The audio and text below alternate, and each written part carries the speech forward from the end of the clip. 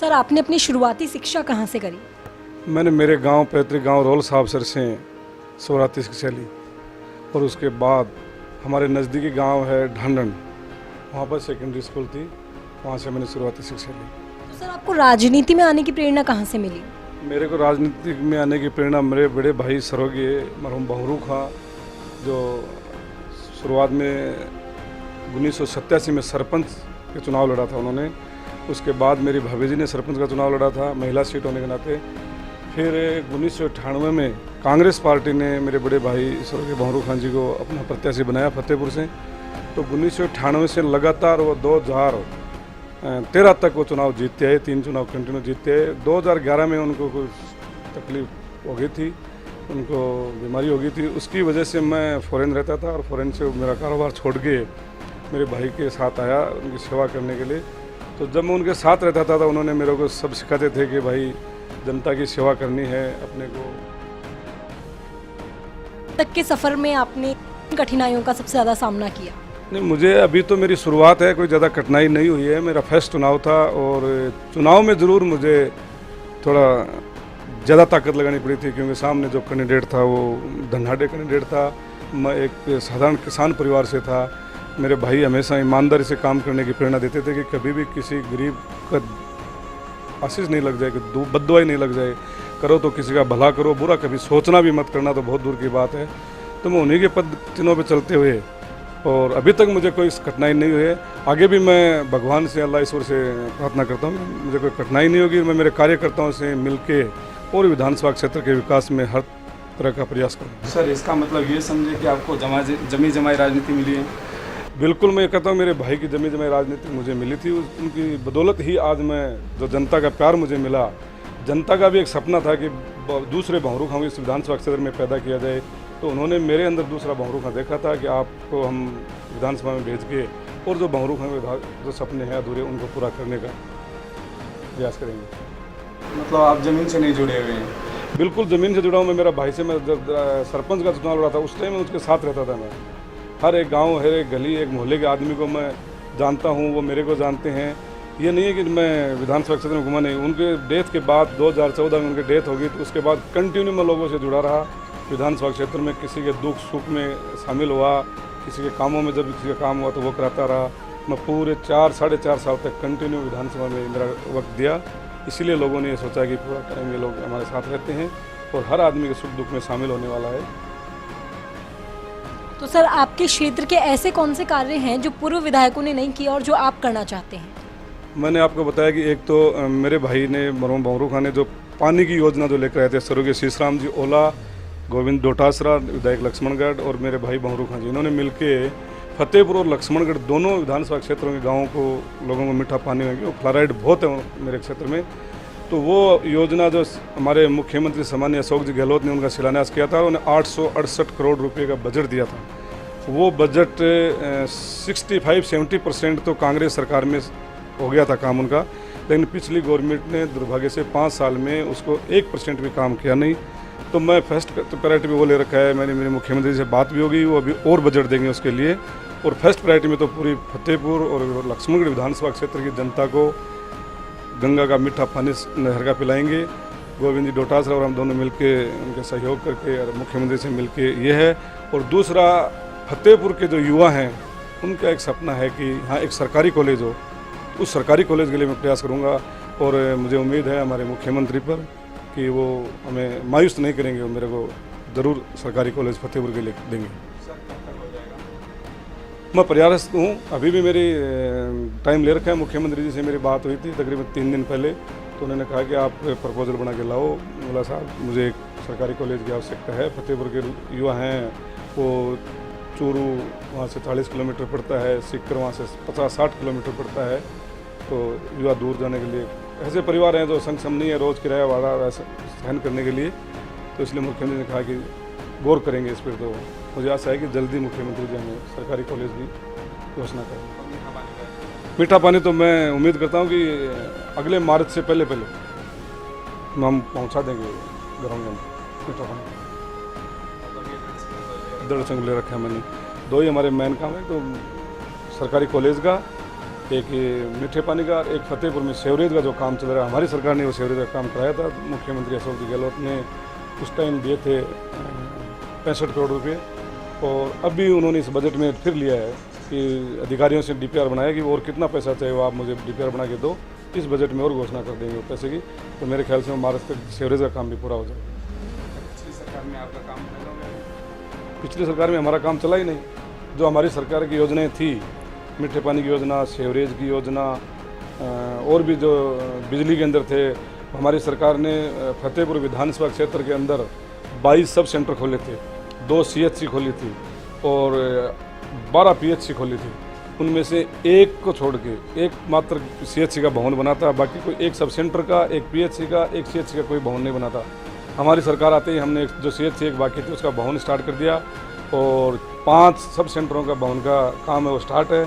और इस बजट में कोशिश करेंगे बाकी बचे हुए जो सब सेंटर हैं उनके भवन हम बनाएंगे, और उन भवनों में जो हैं चिकित्साकर्मी ANM GNM जो हैं वो रहेंगे और लोगों को सुविधा देंगे। पिछली सरकार ने ऐसा क्या काम किया जो सराहनीय था? मेरे विधानसभा क्षेत्र फतेहपुर में तो मैंने चुनाव में भी कहता और अभी भी कह रहा हूँ कि एक बीजेपी का आदमी या बीजेपी गवर्नमेंट का नुमाइंदा ये कह दे कि हमारी सरकार की ये सौगात है फतेहपुर, मात्र एक, तो मैं वो कहे उसके कहने लगता हूँ, एक भी हमारी एक सौगात फतेहपुर को नहीं मिली। बाकी राजस्थान में तो उसने कुछ किया होगा, मेरी विधानसभा क्षेत्र का मैं कहता हूँ उन्होंने कुछ नहीं किया। तो सर, आप अल्पसंख्यक कल्याण समिति के सदस्य भी हैं, तो उनके लिए किस प्रकार से कार्यरत हैं आप? देखो, अभी अल्पसंख्यक कल्याण समिति की हमारी आज पहली मीटिंग थी। उस मीटिंग में हम लोगों ने वक्फ बोर्ड के, मदरसा बोर्ड के और अल्पसंख्यक कल्याण डिपार्टमेंट उनके नोडल अधिकारियों को हमने 17 तारीख को आने के लिए कहा है। हमारी नेक्स्ट मीटिंग कल और फिर एक 17 तारीख को होगी। उस मीटिंग में हम उन अधिकारियों को बुलाया है, और हम उन अधिकारियों को बुला के और सेंट्रल गवर्नमेंट का जो जन कल्याणकारी योजनाओं का जो फंड आता है वो, और जो स्टेट गवर्नमेंट का जन कल्याणकारी योजनाओं का जो फंड आता है उसके बारे में हम उनसे पूछेंगे और उनको बताएंगे कि ये पैसा जितना आता है वो खर्च करो। पिछली सरकार में मेरे ख्याल से 10% पैसा अल्पसंख्यक कल्याण जो है डिपार्टमेंट उनके सेंट्रल गवर्नमेंट के और स्टेट गवर्नमेंट के पैसा खर्च नहीं हुआ, पैसे लैप्स होने के कगार पर है वो। तो वो हम 17 तारीख को उन अधिकारियों से मीटिंग करके उनसे बात करेंगे भाई कितना बजट आपके पास बचा हुआ है और सेंट्रल गवर्नमेंट से कितना बजट आने वाला है। वो सब बजट हम आने वाले बजट से जो 2020-21 का बजट होगा उससे पहले खर्च कराने के करेंगे। सदस्य आप कब से? नहीं, अभी मेरी फर्स्ट मीटिंग में फर्स्ट बार जीत गए और अभी सदस्य बनाऊँ समिति का। जी, तो आपको ये तो सर मालूम है ही कि मतलब अल्पसंख्यक वो बहुत पिछड़े हुए हैं, और आज भी मतलब क्या है कि एजुकेशन को लेके वो बहुत ज़्यादा मतलब जागरूकता नहीं है। आप क्या लाना चाहेंगे? हम उनमें ये लाना चाहेंगे कि एक तो जैसे हर जिला हेडक्वार्टर पे, हर ब्लॉक स्तर पे अल्पसंख्यक छात्र और छात्राओं का एक छात्रावास हो, जैसे समाज कल्याण विभाग का चलता है वैसे का वैसे एक अल्पसंख्यक का अलग से एक छात्रावास हो हर जिला हेडक्वार्टर पे और हर ब्लॉक स्तर पे, और वहाँ एक अल्पसंख्यक छात्राओं की अलग से एक स्कूल हो कि उसमें अल्पसंख्यक छात्राएं पढ़ सकें, उनको उनका लाभ मिल सके।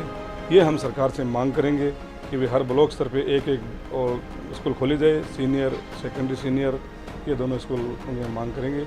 और जहाँ जहाँ हम अभी हमारी कमेटी में डिसीजन ये हुआ है कि हम हर जिला स्तर पर जाएंगे और जिला अधिकारियों के साथ बैठक करेंगे कि आपके यहाँ अल्पसंख्यकों के हालात क्या है, कहाँ मदरसों की ज़रूरत है, कहाँ स्कूल की ज़रूरत है। हम ये कह रहे हैं कि मदरसों की तो ज़रूरत है वो अब चल रही है, चलती रहेगी, लेकिन ज़्यादातर स्कूलों की ज़रूरत है जहाँ हमारी एजुकेशन में बच्चे पढ़ सकें और पढ़ के आगे आ सकें।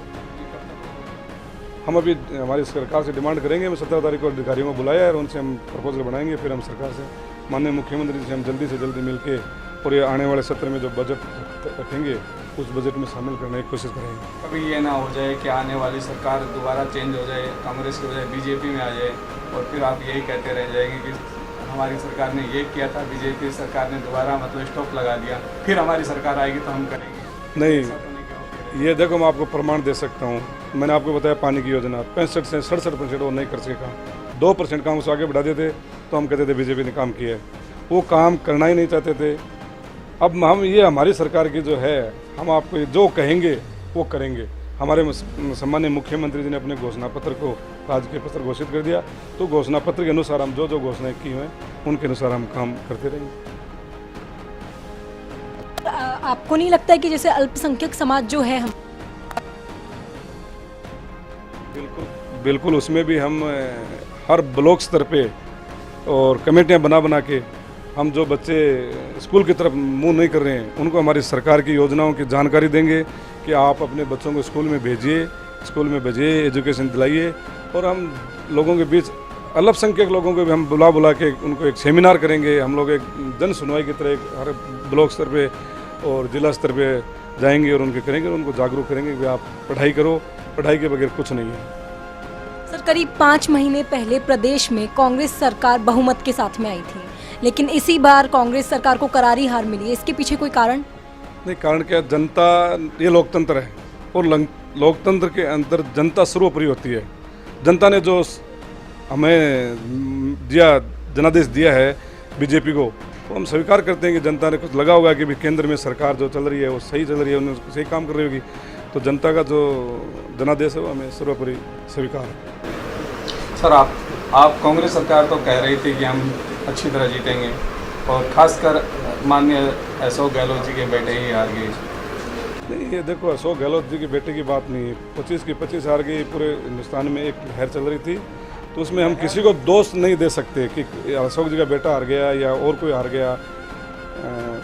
जनता है, जनता ने लोकतंत्र में जो जनादेश दिया वो हमें सर्वोपरि स्वीकार है।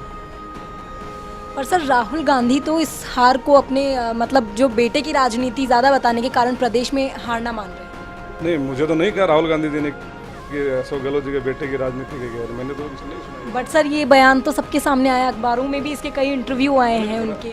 मैंने भी अखबार में पढ़ा था कि ऐसा कुछ राहुल गांधी ने कुछ बोला है, तो वो तो उनसे ही पूछिए आप। जो पुत्र मोह की राजनीति जिसे नाम दिया गया। नहीं, वो तो उनसे ही पूछिए ना आप, वो तो वही जवाब दे सकते हैं।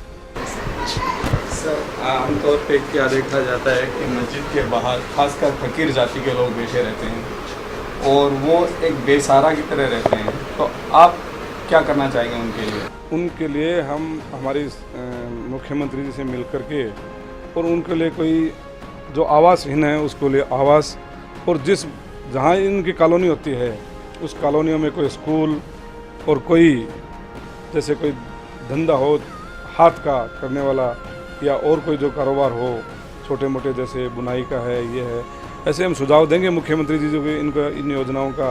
और अभी हम इस जो अल्पसंख्यक कल्याण समिति है उसमें हम आए हैं और हम इनमें जो जो योजनाएं हैं, जन कल्याणकारी योजनाएं, ये उन जो बैठते हैं भिखारी बाहर जो फकीर बैठते हैं उनको इन योजनाओं की जानकारी देंगे कि भाई आप इसमें लाभ लीजिए, इसमें लाभ लीजिए, आप सरकार आपको लोन देगी, आप लोन लेके छोटा मोटा कोई अपना कारोबार कीजिए, उस कारोबार से अपना पालन पोषण कीजिए, अपने बच्चों को पढ़ाइए, और जब बच्चों में पढ़ाई आ जाएगी तो ये फकीर अपना आप बंद हो जाएंगे। कि ये मान के चलें कि कांग्रेस सरकार में भिखारी सब बंद हो जाएंगे? उम्मीद करता हूँ। मतलब भिखारीहीन राजस्थान हो जाएगा।